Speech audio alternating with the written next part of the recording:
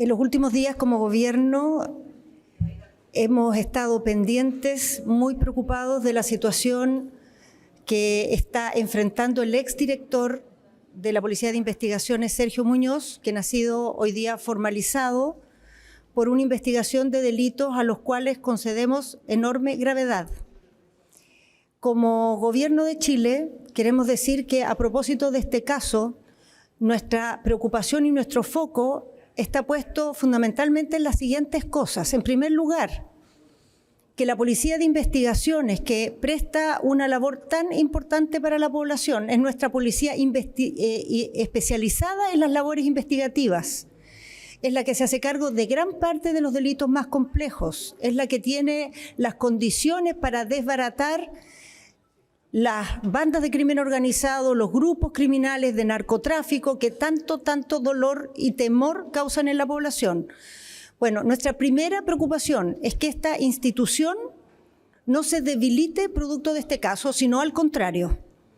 En esta institución trabajan 12.800 personas, hombres y mujeres, que todos los días salen a la calle, que exponen su vida, que se dedican a hacer cumplir la ley y a proteger a las personas.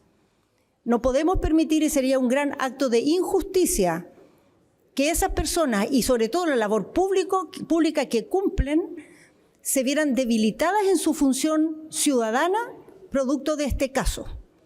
Este caso se tiene que investigar con toda la fuerza que requieren los delitos de esta gravedad y nosotros como gobierno vamos a buscar que seamos un factor que colabore en que esas condiciones se den para que la investigación sea eficaz, sea profunda y llegue a esclarecer y, si corresponde, ciertamente sancionar duramente estos delitos si se comprueba que se cometieron.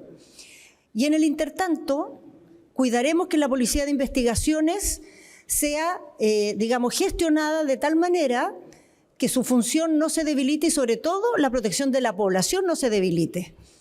Para ello, un primer paso es que en los próximos días se defina por parte del presidente de la República la sucesión en la Dirección General de la Policía de Investigaciones, para la cual se buscará la persona más idónea, con las mejores condiciones para enfrentar los desafíos de la seguridad y también los desafíos que abre este caso al interior de la institución, que ciertamente plantea una serie de interrogantes, una serie de preocupaciones que es necesario atender.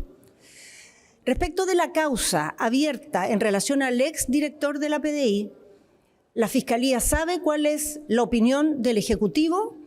Delitos como este, en que está en duda el funcionamiento de instituciones del Estado, la probidad de funcionarios públicos, deben investigarse con la mayor prioridad.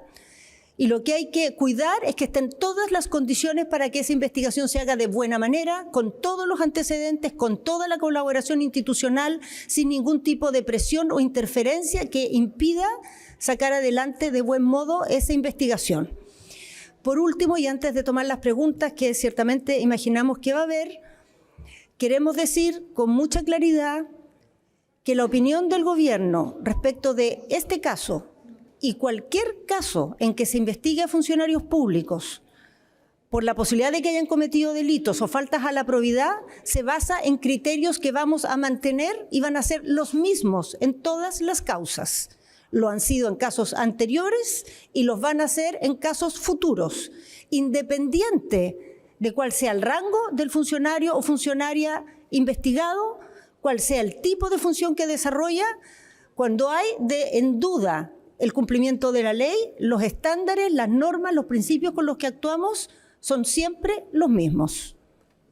Ministra, hablaba de la le puedo consultar a propósito de lo que recientemente se ha decretado ya la prisión preventiva para el exdirector y también sobre lo que ocurrió hoy en la mañana cuando él llegó al centro de justicia con escolta, que eso llamaba mucho la atención respecto de qué privilegios, entre comillas, o beneficios puede mantener el exdirector. Sí, ¿cuál era la primera pregunta? Sí. Sobre las medidas cautelares. Bueno, esto es una decisión que ha tomado el tribunal, que ciertamente es el que tiene que ponderar la necesidad de medidas cautelares y lo que corresponde es hacerla cumplir y respetarla. Sin ningún otro comentario que ese. Y respecto a los escoltas, A ver, los funcionarios que han cumplido roles como directores de la Policía de Investigaciones o generales directores de Carabineros o comandantes en jefe de cualquiera de las ramas de las Fuerzas Armadas, en virtud de un decreto del año 1998, pueden acceder a mantener escoltas. Esta norma ha estado vigente desde aquel entonces. Además, se detalló en unas órdenes generales respecto a la PDI el año 2018 y respecto a Carabineros el año 2020. Y en todas estas, digamos, definiciones se ha planteado la existencia de esta posibilidad de que tengan escolta estos funcionarios, exfuncionarios más bien.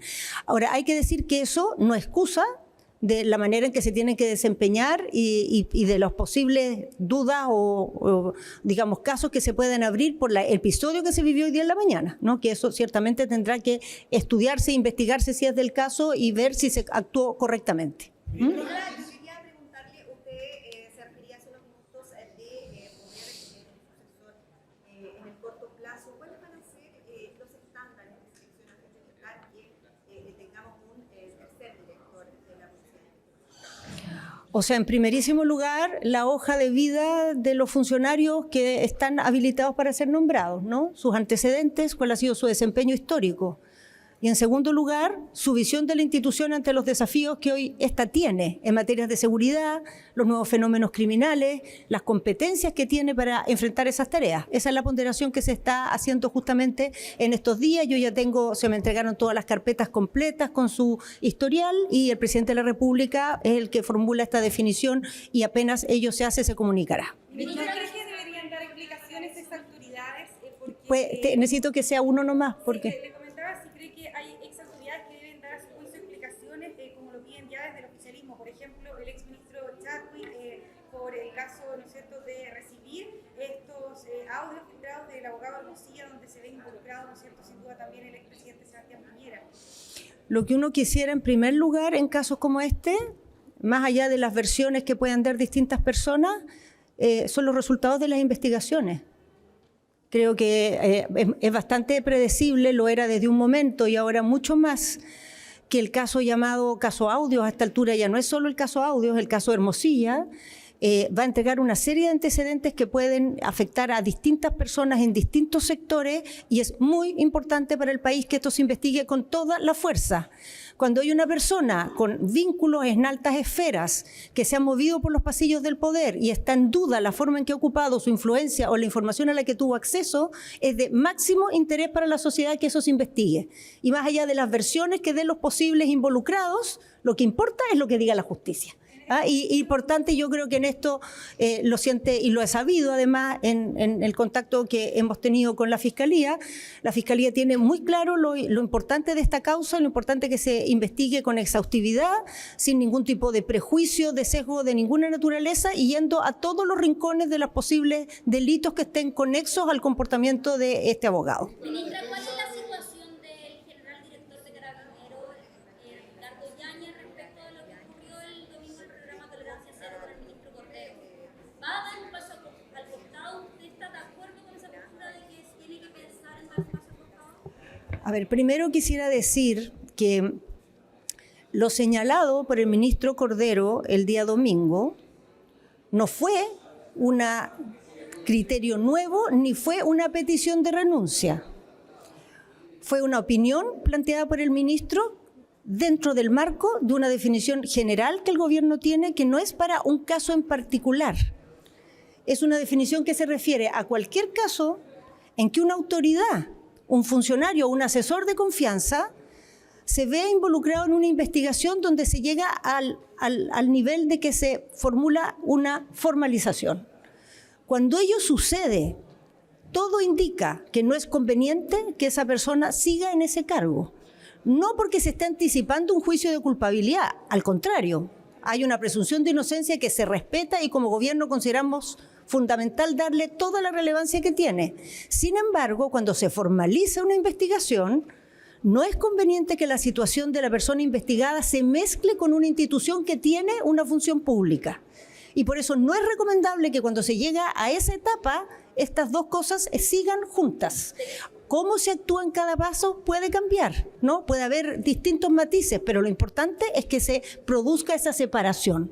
Lo que el ministro Cordero señaló en el programa el otro día es simplemente una opinión en relación a ese criterio general que el gobierno tiene para cualquier caso de cualquier funcionario o asesor de confianza. En ese sentido, debiese renunciar antes de la fecha de formalización de esa... Puede haber distintas maneras en que esto se produzca, en cada caso puede variar, pero al final el criterio es el mismo.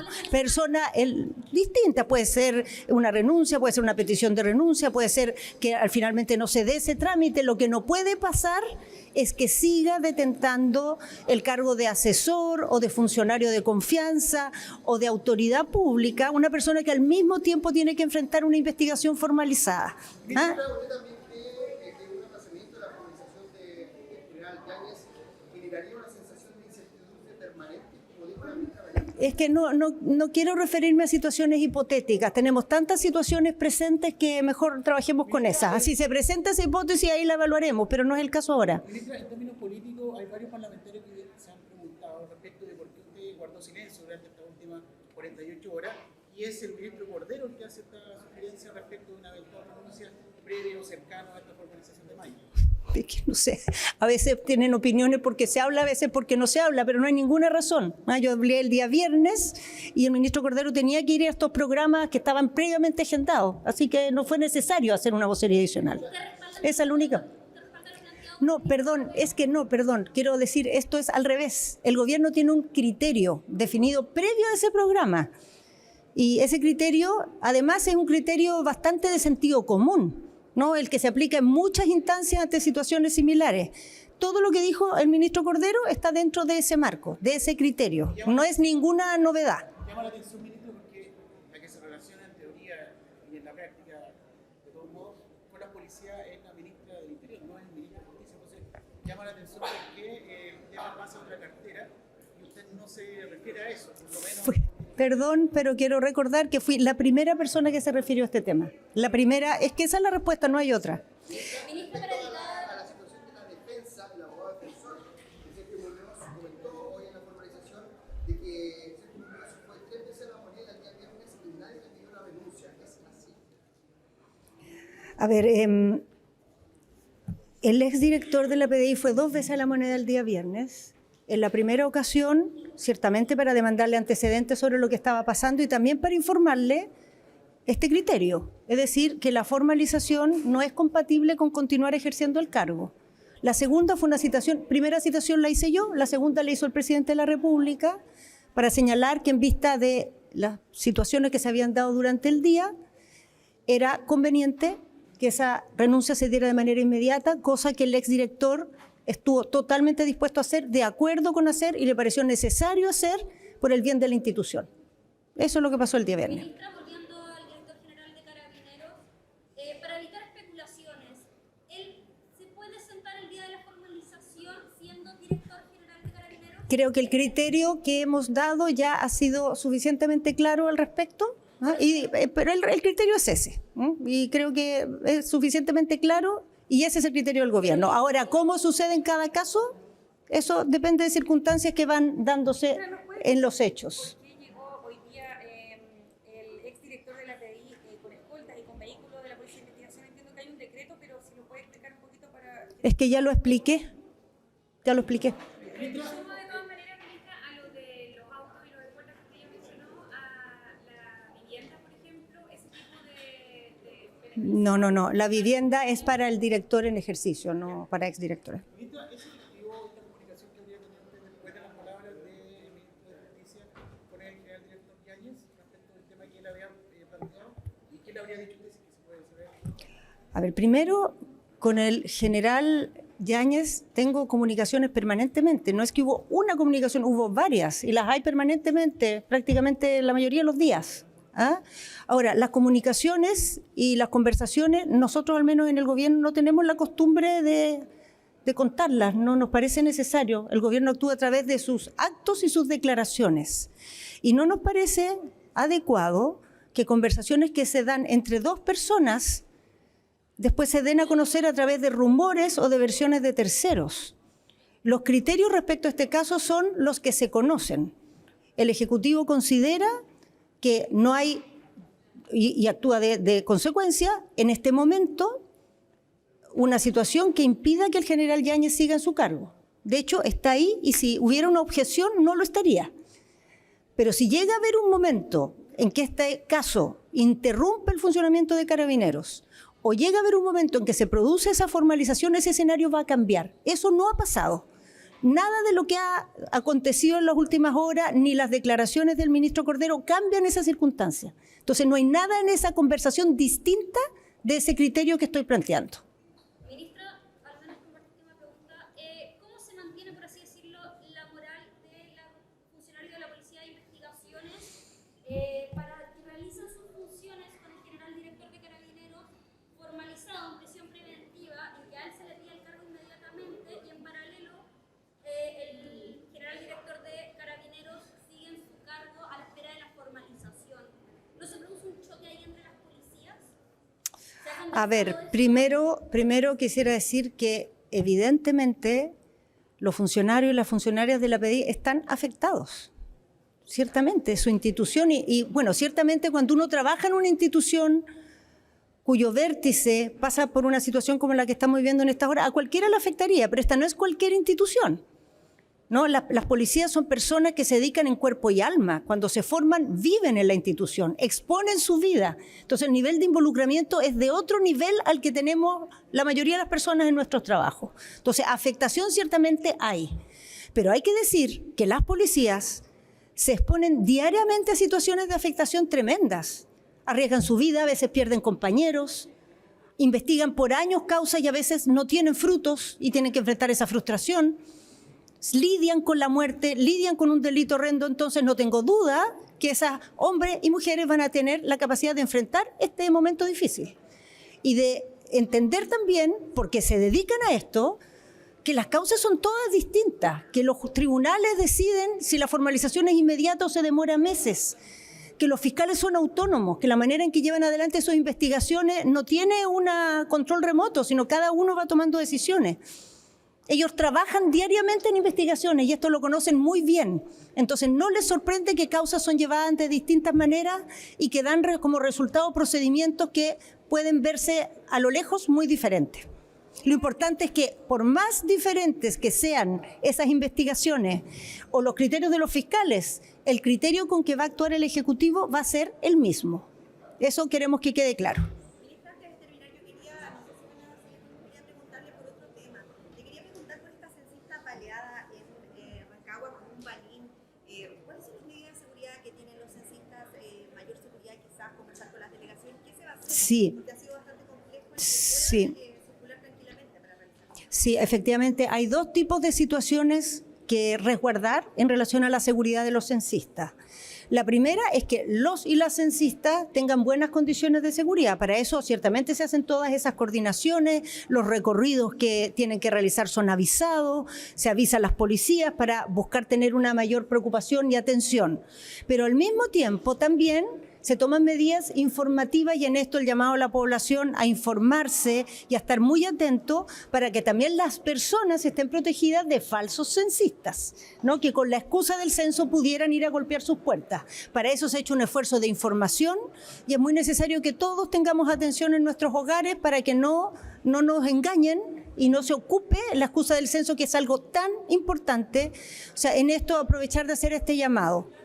Del censo dependen la focalización de políticas públicas, la prioridad con que se entregan recursos a distintos territorios, la manera en que se atienden las condiciones de la población según su distribución y los cambios que va teniendo la demografía en los distintos lugares, las características de las familias que viven en un territorio. Sin un buen censo estamos ciegos para hacer buenas políticas públicas. Entonces, entre todos, los censistas, el aparato del Estado, la población, los medios de comunicación, tenemos que colaborar. Las policías también les toca su parte para que el censo se pueda hacer de manera exitosa y este instrumento nos dé la información que requerimos para hacer bien las políticas públicas.